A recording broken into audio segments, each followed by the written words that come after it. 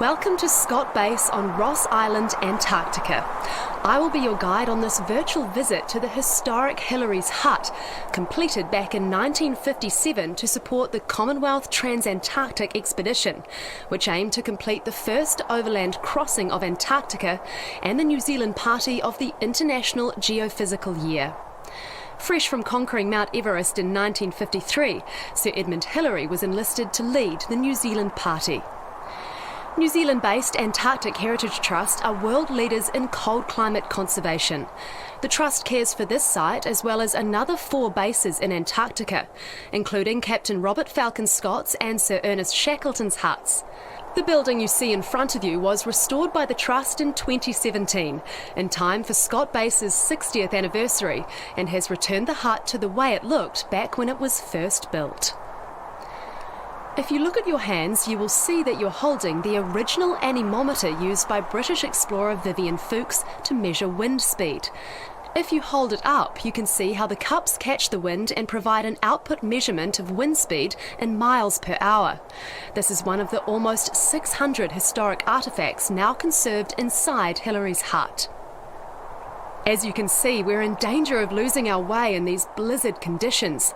The bright colours of the hut sure come in handy in a whiteout, don't they? Let's head inside to the safety of the hut.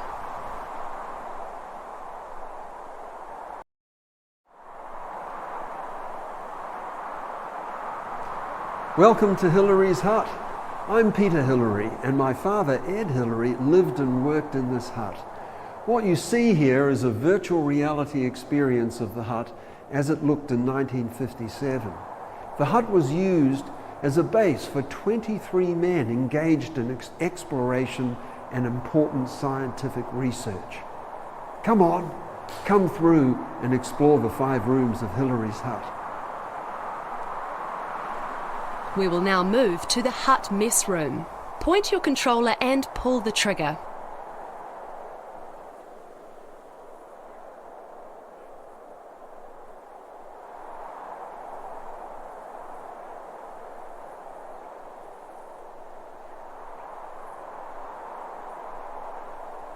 This is the main mess room, which was the heart of hut life. This is where the team ate, socialised, read books and even held weekly lectures.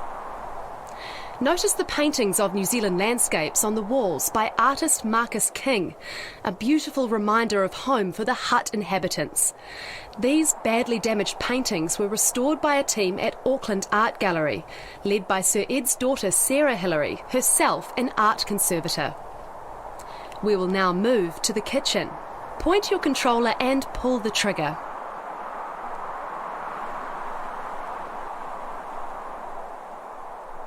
This kitchen was where all the meals were cooked for Hillary and the Ross Sea team during the 16 months which they lived on the ice, with the cook working 6 days a week.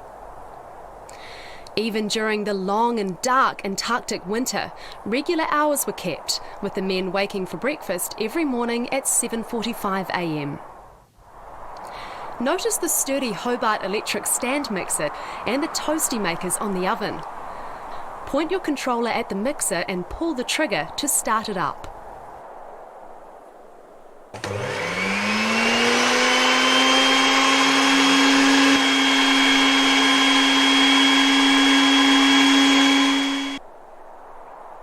The orange and green feature to the right of the oven is the ice melter. In the kitchen shelves you might recognise some familiar items. Breakfast consisted of porridge, bacon with tomatoes, corn or eggs, toast and a hot cup of tea or cocoa.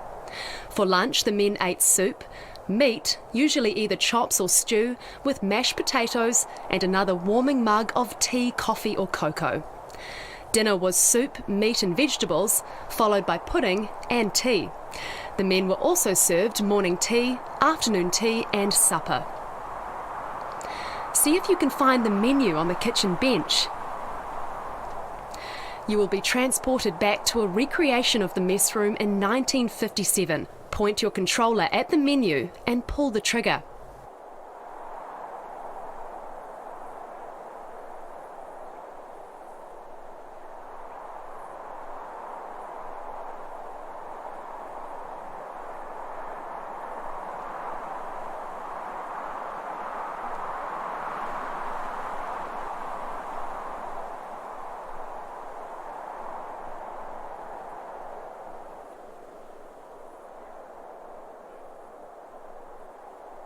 We will now move to Hillary's room.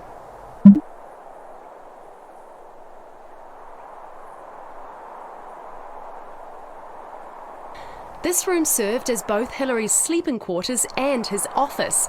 It was here where much of the planning was done for the route to the South Pole, the locations of the supply depots for the Commonwealth Trans-Antarctic expedition, and observations for the International Geophysical Year.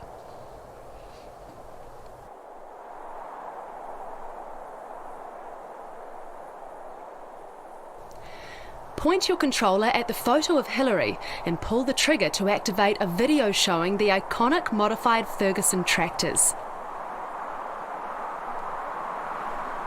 In 1958, Hillary and his team became the first people to complete an overland crossing using motorised transport to the South Pole.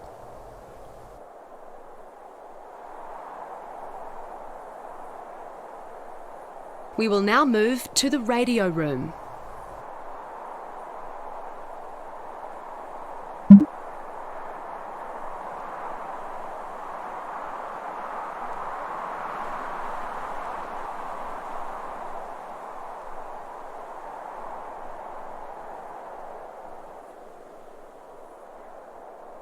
The radio room was one of the most important rooms in the hut, with all information between bases and home coming through here. With minimal contact from the outside world, being able to receive updates from the other team over 2,000 miles away at Shackleton Base was important, as were messages from home. While exploration was a huge part of the Trans-Antarctic expedition, there were also members of the team who were there to collect important scientific data.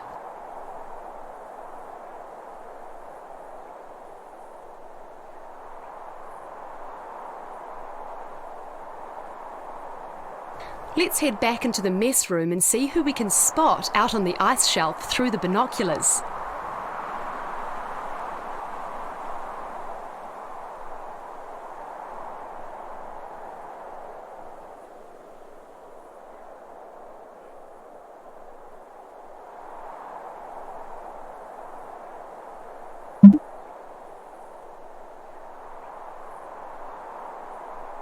Point your controller at the binoculars and pull the trigger. Between 1956 and 1958, studies were done that assessed the Weddell seal population's size, breeding success, and movements of individuals, with discoveries being made during that time that are still relevant to science today. Penguins are another important inhabitant of Antarctica, with two species in particular, Adelie penguins and emperor penguins, spending much of their lives on the coastlines and sea ice surrounding the continent. Studied during the expedition, and many new rookeries were discovered, most of which are still occupied today. Here you can see a team of huskies that were a key part of the team. At the time, they completed the longest dog sled journey on record of 2,700 kilometres. Hillary's hut is not just a physical legacy of New Zealand's first leadership role in Antarctica. It is a touchstone for exploration, science and discovery in the world's most extreme environment. Antarctic Heritage Trust is proud to care for this legacy on behalf of New Zealand and the world.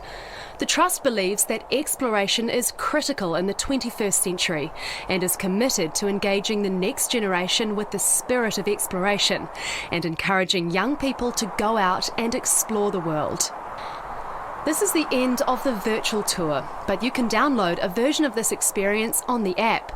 Or you can visit the Trust's website to explore more about Hillary's hut, the Trans-Antarctic expedition, and the International Geophysical Year. Thank you for coming on this tour with us. An attendant will help you with your headset and controllers.